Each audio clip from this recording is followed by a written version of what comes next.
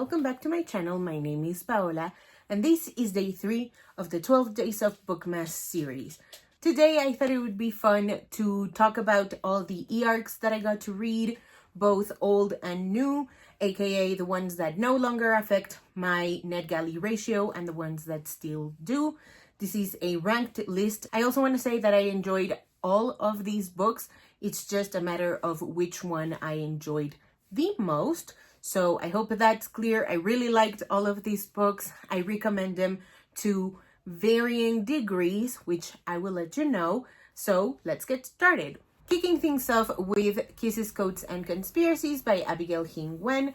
This one is YA action and it follows Stan, who finds himself in like a love triangle as well as a heist, unraveling a conspiracy and a very complicated babysitting assignment. I really enjoyed the pacing of this one. I love that it has moments where we have a lot of action, moments where we get to sit down, get to know the characters a little bit better, and we pick up the action once again. I really love the characters. Stan is such a special boy character. I think he is like one of those sweet boys who is just trying to do his absolute best, especially given this really high stakes situation. I think you will like this book if you enjoy movies like The Pacifier and Nerve. It kind of in tone resembles a little bit of like The Big Fat Liar featuring Amanda Bynes and Frankie Muniz. So I hope that's a good enough comparison to get you to want to read this book. Lovely, Dark and Deep by Elisa A. Bonin. This is a YA dark academia fantasy and it's about Faith, who has just been marked as a red stripe. So kind of like an uncontrollable magic sorcerer of sorts.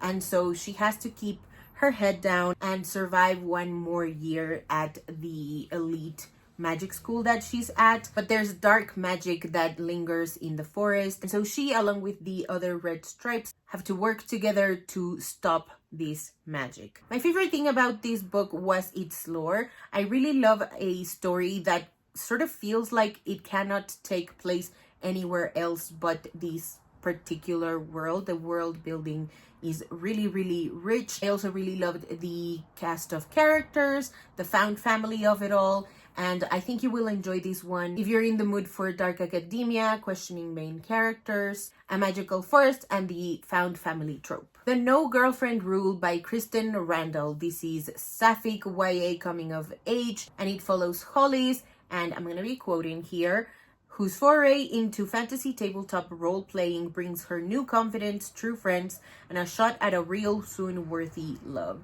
This is one of the best depictions of anxiety that I've seen in a really, really long time. I love the female friendshipness of it all, like the inclusive space that this tabletop organizing team brings together is truly phenomenal. I think you will really enjoy this one if you like Dungeons and Dragons, friendship-centric stories, and teen angst. Can't Resist Her by Kiana Alexander. This is adult contemporary romance where we follow Summer as she comes back home to Austin, where she is supposed to start a new job, but she is sort of disappointed / disillusioned with all the changes that happen in the neighborhood, and she is determined on stopping the demolition of the high school her grandmother founded. But everything gets sort of messy and complicated once her high school crush comes back into the picture. For this one, I really loved seeing both Summers and Aiko's points of views. I think it really like enriched the romance in terms of where both of these characters were coming from, because even though they kind of share the same goal in terms of preserving their community and doing what's best for them, they come about it from very different angles. So that was really fun to see. I also really loved the flashback scenes to where Summer and Aiko met. and obviously the steamy scenes. And I think you'll really enjoy this book if you're looking for solid, sapphic, steamy romances that deal with gentrification, legacy, and personal goals. The Trouble with the Sunshine by Jamile Sayed Mendez. This is middle grade contemporary, and it's about Dorani, who moves from Miami to Wyoming after her mom's passing. I really can't help but love hard-hitting middle grade stories. I really love the way that this explored grief, friendship, family, and unbelonging, if that's even a word. And I think you'll enjoy this if you like stories about finding your inner strength, complex family dynamics, and horses. Lake Lore by Anna Marie McLemore. This is YA contemporary fantasy featuring two non-binary teens, a magical world under the lake, and the secrets that they keep from each other. In this one, I really love the lore, the friendship, getting to see the main characters' relationship to their families as well as their friendship group, and obviously the world building. This was kind of different, but also very, very staple for an Anna Marie McLemore book. And I think you'll really love this one if you like complex queer characters and coming-of-age stories. Halfway There by Christine Mary. This is a graphic memoir where we follow the author's college year in Japan as she navigates her mixed-race identity and her mental health. I really loved how in-depth it went in terms of the feelings of loneliness and the unbelonging as well as the anxiety. And I think you'll like this one if you're looking for a graphic memoir about the Japanese diaspora and the things we think we're supposed to do. Run Like a Girl by Amaka Epe. This is YA contemporary coming of age, and it's about Dara Edwards, who is shipped off to live with her estranged father, and there she learns that the school doesn't have a girls track team, and so she decides to join the boys team so that she can still have a shot at getting a scholarship for track. This one was a lot of fun. I really enjoyed the pace, the large cast of characters, especially Dara and Rosaline. I strongly recommend this one if you're in the mood for a sportsy YA contemporary with a dash of romance, friendship, and social media controversy. Angelica and the Prince by Trong Lee Wen. This is a graphic novel YA contemporary where we follow Angelica as she finds solace and a crush on her local theater's mascot's DMs and her quest to discover the bear's true identity. This was really, really wholesome. I really loved that we get to see burnout from a teen girl's perspective, as well as the finding love in the DMs of it all. And I love that it's set at a local theater. I think that really made the town pop. Rani Chudguri Must Die by Adiba Jagardar. This is YA sapphic contemporary romance. This is about ex-best friends Meghna and Rani who realize that they've been dating the same guy for quite a while, and so they decide to team up, beat him, and expose him at a big science competition. In this one, I loved the dual POV. I think Adiba Jagardar is such a skilled writer in giving each perspective a distinct voice. And I also loved its explorations of women in STEM, particularly women of color, as well as science and its ethics. I think you'll really enjoy this one if you're looking for a sapphic twist to John Tucker Must Die, which is inarguably one of the best movies of the early 2000s. This one perfectly captures that vibe, and it gives it a, again, really sapphic, really fun feminist twist. If We Were a Movie by Sakia and Jamal. This is an enemies to lovers sapphic romance set at a Black-owned movie theater.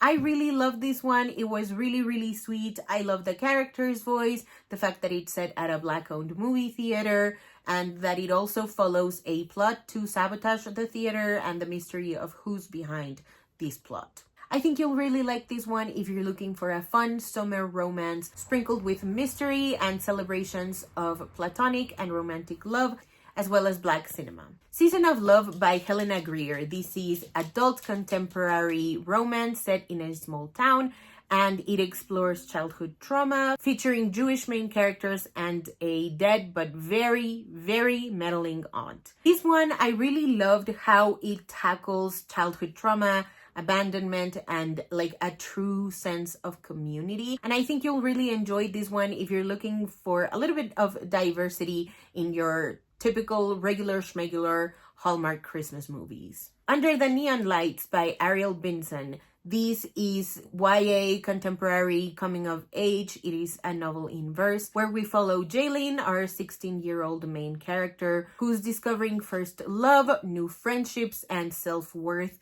and is also clinging to her safe haven, the local roller rink that's about to shut down due to gentrification. I love how vulnerable this book was. I especially loved the big picture discussions of gentrification and the small picture discussions regarding abandonment, divorce, friendship, and romantic love. But my favorite thing about it was that it genuinely felt like I was reading off of Jaylene's diary. And I think you'll like this one if you enjoy stories about friendship, finding love, and also a little bit of grief. Leaving the Station by Jake Maya Arlo. This is YA contemporary coming of age, and it is set during the week of Thanksgiving, where we follow Zoe, who is going on a cross-country train trip. It explores gender, queerness, religion, friendship, and secrets. Joining Jake's read-along was the absolute perfect way to enjoy this book. I loved reading about the writing process, the research, and a little bit of the ins and outs of what went into making Zoe and Oakley. About the story itself, I really loved that it's set during a train trip. The flashbacks that inform Zoe's behavior and how contained everything felt, it really made me want to take on a cross-country train trip. I think you'll like this if you're looking for a story with complex queer characters that don't always necessarily act on their best interests. 24 Seconds From Now by Jason Reynolds. This is a stream of consciousness novel about Neon and his relationship with Arya. It's about young love and all of its moments, the awkward, the sweet, the beginning, the middle, good. I loved everything about this book, the voice, the plot, the narrator. Like, Jason Reynolds is such a phenomenal author and narrator. I cannot get enough of him. Shout out to Libro FM because thanks to them I got to listen to the audiobook. Highly recommend this one if you're looking for a sweet contemporary YA young love story. Huda F Wants to Know by Huda Fami. This is the third installment in the Huda F series, and it follows the divorce of Huda's parents. I really loved its funny approach to how lonely and scared Huda was feeling regarding the divorce of her parents and what it's meant for her and her sisters and their relationships with each other, as well as her friendship and her relationship with her mom and her dad individually. I highly recommend this one if you're looking for a graphic novel that features all of these topics addressed with humor and lots of care. A Theory of Dreaming and an Archive of Romance by Ava Reed. A Theory of Dreaming is the sequel to A Study in Drowning. It is set right in the aftermath of what Preston and Effie discovered in the first book, and An Archive of Romance is a sort of novella companion. It's a book of lore, so to speak. I love this world so much. I love how rich it is in its setting, the fact that it feels like it cannot be set anywhere else. I love how it addresses and how it explores mental illness, trauma, misogyny, and obviously the dark academia of it all. Highly recommend this one if you've already read A Study in Drowning and want to see how the relationships develop after that. And An Archive of Romance, I cannot stop singing its praises. I feel like it complements the world and it enriches it so much. Killer House Party by Lily Anderson. This one is about Arden, who is throwing a party at a haunted house so that she can recoup the college funds that her parents emptied out. This is one of my favorite horror books of all time. I love that it features a sentient haunted house, a group of friends trying to survive the night, and the discussions of fat phobia in the medical field and how Arden plans to combat them. I read it for Winterween and it was honestly perfect for the time of my life where I read it. I think you'll enjoy this one if you're looking for solid YA horror that feels like a slasher set at a haunted house. I really love the as told by snippets of it where we get to hear different perspectives as to how the house ended up haunted. Please go check this out if you haven't already. I cannot recommend it enough. X Marks the Spot by Gloria Chao. It follows Gemma, who needs to solve a puzzle that she believes will lead her to her inheritance. But the only way to do that is for her to go to Taiwan, where her grandfather lived. And the only way to get to Taiwan is to get her ex and rival Sander to help. This book made me stay up until 3 in the morning just to see how it all ended. I loved its discussions and its explorations of the mother-daughter relationship, the father-daughter relationship, the Taiwanese-American diaspora, the grief, the friendships, and what Gemma stood to win and lose as an overachiever. The puzzles were definitely my favorite part in this story. I loved their placement. They pace the story really, really well, and they're so freaking clever. I think you'll enjoy this one if you like high stakes coming of age stories about family and belonging. And my number one favorite arc that I got to read is Thirsty by Jazz Hammonds.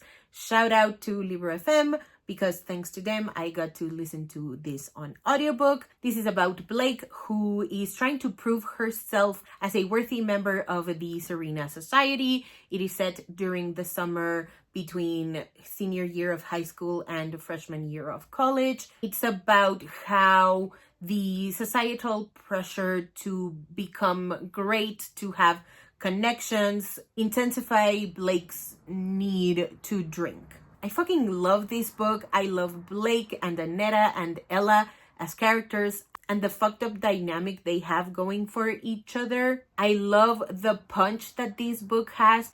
It's just so raw, vulnerable, honest. I love that it's set between high school and college. The fact that it focuses on friendship, family, grief, addiction, and romantic love. And I think you'll like this if you're looking for a raw and unapologetic book about alcoholism. Alrighty, that is it for today's video. Thank you guys so much for watching. If you haven't already and you'd like to, go ahead and hit subscribe, and I'll see you in the next one. Bye!